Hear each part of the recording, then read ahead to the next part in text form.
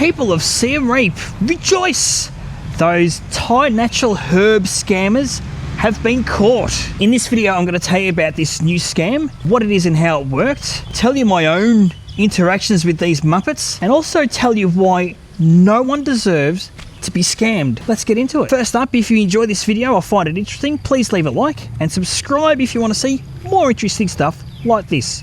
Really do appreciate it. Cheers. Also, comment below if you've been approached or dealt with these Muppets as well. I'd love to hear your interactions with them. Let's talk about how this scam worked. Basically, these blokes would try and get you to buy these bullshit herbs for various ailments as cure-alls. Now that doesn't sound scammy, but let me explain how it goes down and it will change your mind. 4 or 5 blokes would roam around the touristy parts of Siem Reap pretending to be on holiday from Dubai and go up to tourists and pick out something wrong with them. And for me, they picked out that I've got a balding hairline and a receding hairline and that I've got a little bit of a guts on me.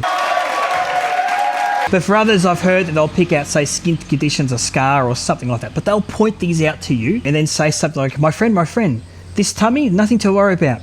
30 days of this bullshit concoction and it'll sort you right out. It's only bloating. Trust me. My father did it. My brother did it. My son did it. And conveniently, his mate would be waiting behind him and pull out his phone with preloaded pictures of whatever ailment you were just discussing, whether it's baldness or fat guts, and show you that yes, this does in fact work. We've got the proof here. I mean, come on, that's a red flag, isn't it? Now, if you're a bloke that's a little bit low on self-esteem and you're looking for an easy way to fix said particular ailment, you might become interested here. You might let your guard down and go, oh yeah, I'm keen for this. Let's see what happens. If they get someone willing, what they'll then do is they'll take you to a supermarket, either the 7-Eleven at the corner of Sivuta and Sok San Road or the Asia Market, which is a little bit further up towards Burger King, and they'll get you to buy the base ingredient of this concoction, and it's usually something like oil or honey or something that sounds legit. So this first purchase does 2 things, right? It first validates to the victim that, hey, this is a pretty cheap item. They're not trying to scam me, or if they are, it's only going to cost me $5 or $10 and I can handle that as a tourist. No big deal and no great loss if it doesn't work. And what it does for the scammer is it validates to them that you've sucked someone in. They're willing to go ahead with you. They're willing to buy the first item. They're probably going to be willing to go ahead and buy the second items, which is the next part of the scam. So once that purchase is made, you are then taken to the snake oil shop, which in this case was called Thai Natural Herbs. The goal now is to get the victim to commit to buying some of these overpriced herbs. I'll show you a picture I found on Facebook of the herbs that they've got for sale and the prices, and you'll note the prices are all in grams. Now this is where I think the scammers work their magic. They'll flash this card at you. You'll see a number like $7 and go, yeah, that's fine. Unbeknownst to you, they're going to take 17 big scoops out, and that $7 is going to turn into $300, $400 even. Like, these are big numbers we're talking. They're trying to suck people in for. Once these herbs have started to be mixed with your base ingredient, they're yours, right? You can't take it back, so you've committed to the purchase, and that's what they want to happen. They want you to commit to that purchase so then they can turn around and say, mate, you're not leaving our shop unless you pay our bill. So if I stop here, you might say, so what? They didn't do their due diligence. They deserve to be extracted of their money because they are a sucker and they just got sucked in. Well, no sunshine. Let's talk about how that goes down. Back out in the open, the breeze is nice. So guys, these aren't just some pushy salesmen. These are professional scammers who run a very tight script. They've got well-developed answers to any objections or questions you might have during this process. And they're also really preying on people. Like, there's an element of trying to pick vulnerable people up to push this shit on. So it's very predatory and that really stinks. The second thing is that they use standover tactics to make sure that this purchase goes ahead. If you have a look at the shop, the way that it's set out is that the counter isn't at the back of the shop like a normal shop in Cambodia would be.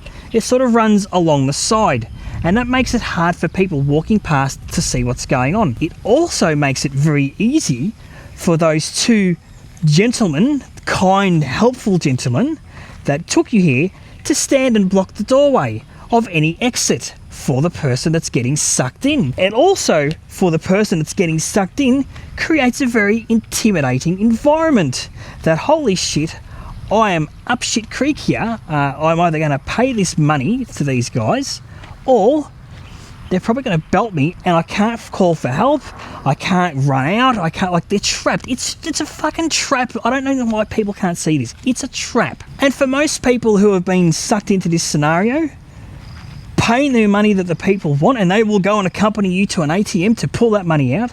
That's the path of least resistance. They're thinking, oh, I've been suckered in. I might as well just pay and put it down as some experience and move on with the life. I'm not going to try and report them to the police. I might only be here for a week. I'm not going to fight my way out because there might be more of them outside. I might go to hospital. I'm here on holiday with my family. I can't really afford to be knocked out. Like, there's a lot of things that prey on a victim's mind in a situation like that. And if you haven't been in a situation like that, you just can't comment on how you would cope.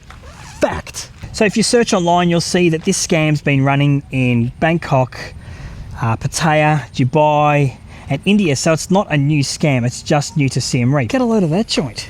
Looks nice, doesn't it? It's bloody huge. Right next to the phone tower too, so you'd be bloody beautiful for phone reception, I suppose. So I've had 4 encounters with these Muppets. The first time, Kinal and I were at the corner of Sivuta and Sok San near the ice cream shop on the opposite side of the road.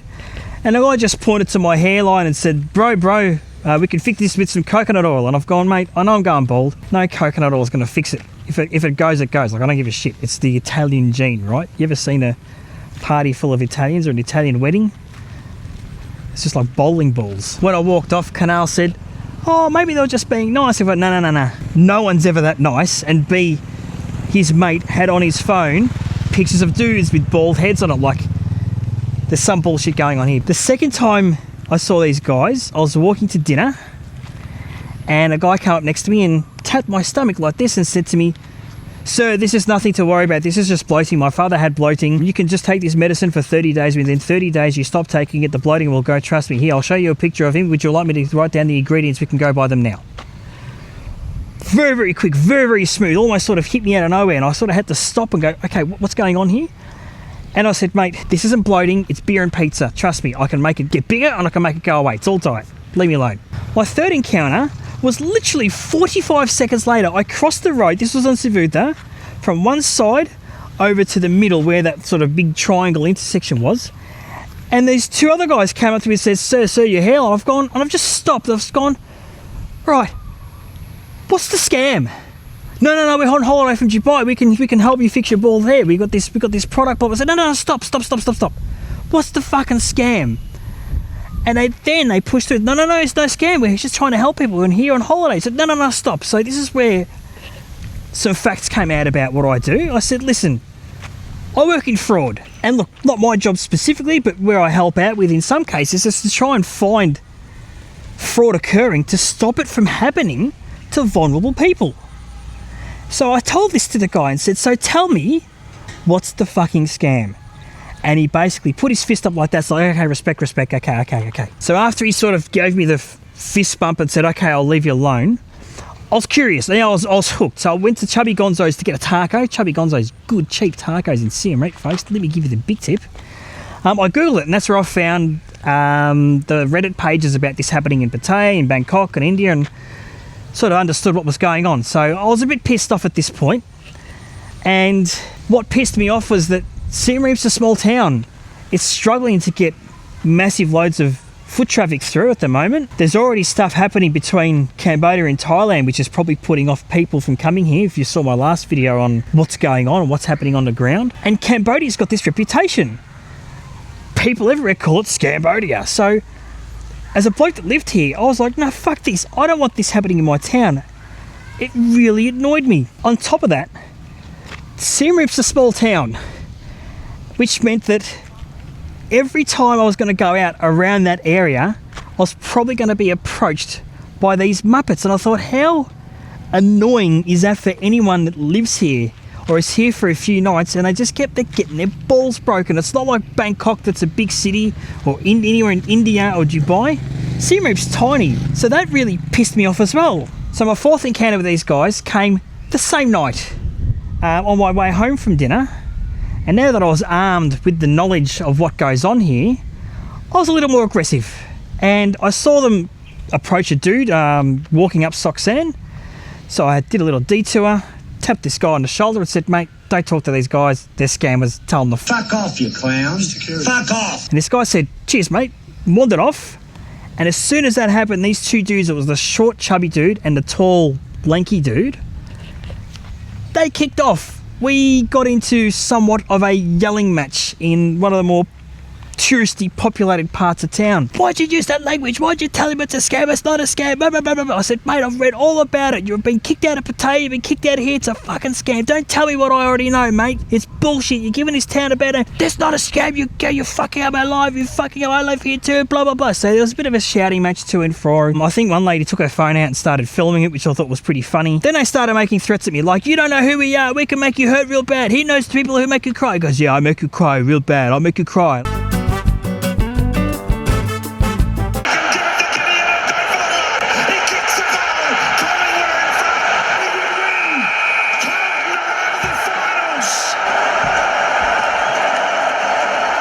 Because I'm not a muppet and I don't need to prove my manliness, and look, there's a lot of unknowns in this town as well, so rather than take them as empty threats, I took them at face value. Okay, if you're going to try and hurt me or bash me or something, I'll take that. I've got a family here. I can't make any stupid decisions that jeopardise our livelihood here and livelihood back in Australia. So I de-escalated. I basically said, okay, look, here's the deal. You see me in the street, don't come near me. If I see you in the street, I won't approach you. Deal?